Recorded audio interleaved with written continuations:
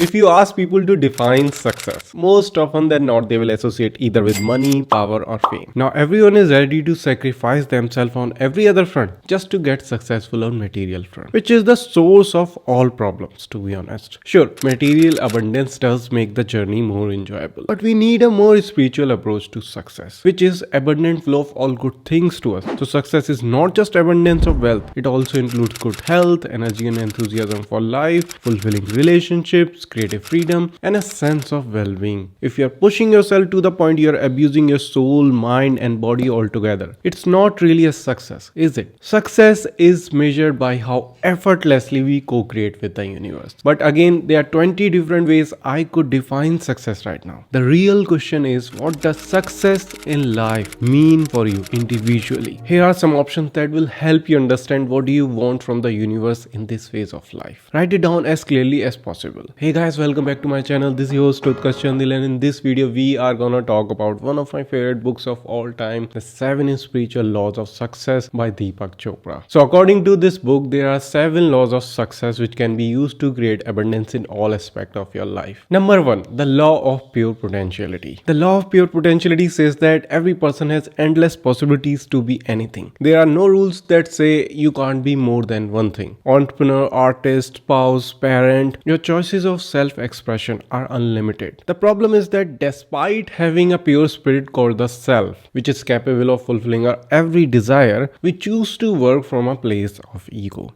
And ego is what we think of ourselves. Ego is full of self-limiting belief. On the other hand, the self is of pure potentiality and infinite creativity. We need to learn how to work with the pure spirit called the self. Following are the 3 ways you can access this self. Number 1, by doing meditation. Number 2, by not trying to judge everything as right and wrong. And number 3, by spending time in nature. Number 2, the law of giving and receiving. The second law of success says that every relationship in this universe is based on that give and receive reciprocity. I genuinely believe that you can get anything in life if you learn how to give first. I'm not saying that if you want money, you need to give money. That would be counterintuitive. For example, if you really want to be a millionaire, then you have to match it with the same kind of action. You can't just take money and not give anything in return. You have to give something that is worth the same amount of money. So the real question is, what can you provide? Maybe you could teach something you excel at. Maybe you could launch a product or a service, or maybe you can create an art of the same value. Depends on how you want to serve the community. Number 3, the law of karma. The law of karma says that the game of life is a game of boomerangs. Your thoughts, deeds and words return to you sooner or later with astounding accuracy.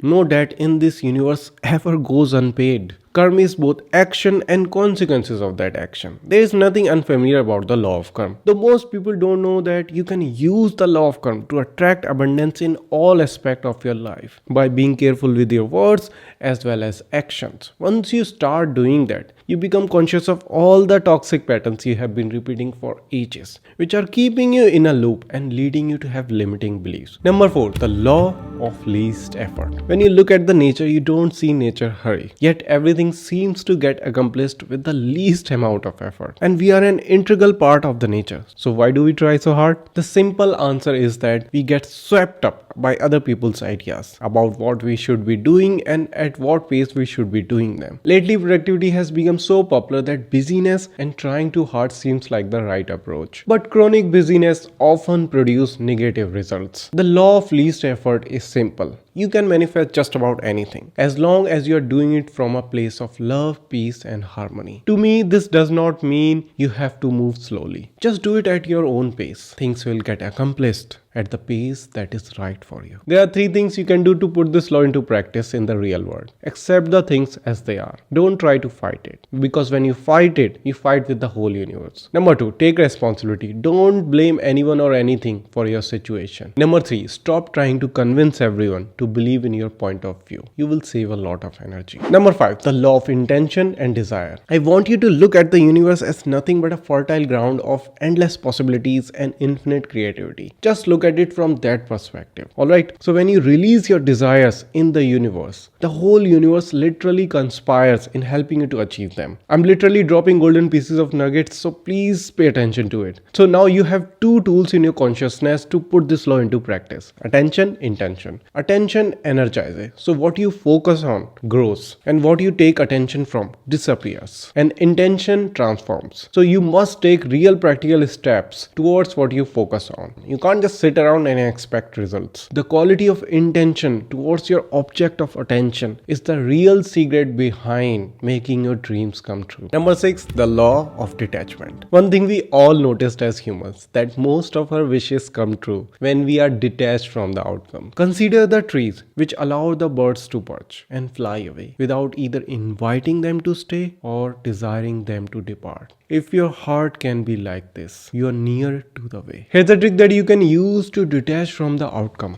and I'm gonna teach you guys. So whenever you feel like you have attached too much to the outcome or external validation, then repeat this mantra in your head until it takes away all the anxious thoughts. And the mantra is, everything I desire is within me. Everything I desire is within me. It will instantly ground you, and you will feel all the energy and attention coming back to you. Number 7, the law of dharma. The law of dharma says that we are not human beings having a spiritual experience. We are spiritual beings having a human experience. So there are 3 parts to the law of dharma. Number 1, we are here to discover our true self. Number 2, each of us has a unique talent, and when we are expressing our talents, we lose track of time. Number 3, we are here to serve our fellow human beings with our talents. The root of the word dharma in Sanskrit gives us a valuable clue. It means to uphold. So when you're fulfilling your dharma or purpose in life, the whole universe upholds you, supports you. I hope you guys loved the summary of this whole book. I tried to shorten it as much as possible. Thanks for putting up with me and watching my videos. I can't tell you guys how grateful I am. Don't forget to like and subscribe.